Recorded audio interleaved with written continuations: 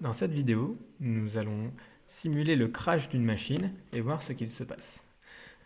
Actuellement, l'application Coco33 est lancée et nous pouvons voir sur le nœud manager que tous les services tournent comme habituellement et que tous les nœuds sont ready.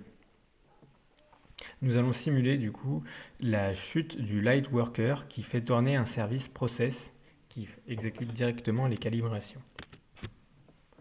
Nous allons donc juste faire un stop de la machine.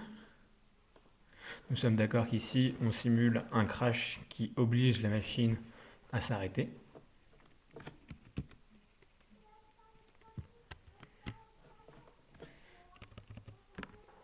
Et donc nous voyons maintenant sur le manager que le nœud Lightworker est down. En effet, le manager n'arrive plus à le contacter et donc il a détecté qu'il était down. Ce qui provoque, vous l'aurez compris, que du coup nous n'avons plus que deux services qui tournent, car il reste que Bastille et BigWorker pour accueillir les services process. Donc, dans le cadre du POC, nous n'avons rien fait pour gérer ce cas-ci, mais on peut tout à fait imaginer que l'on instancie une nouvelle machine AWS ou alors une machine d'ailleurs qui est juste endormie en backup et qui est prête à prendre le relais au cas où une autre machine tombait.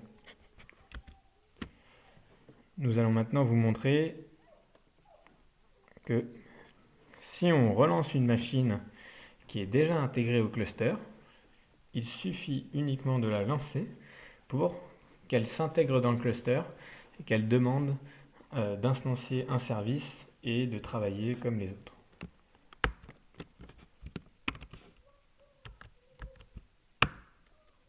Voilà. On voit que le Lightworker est d'ores et déjà ready.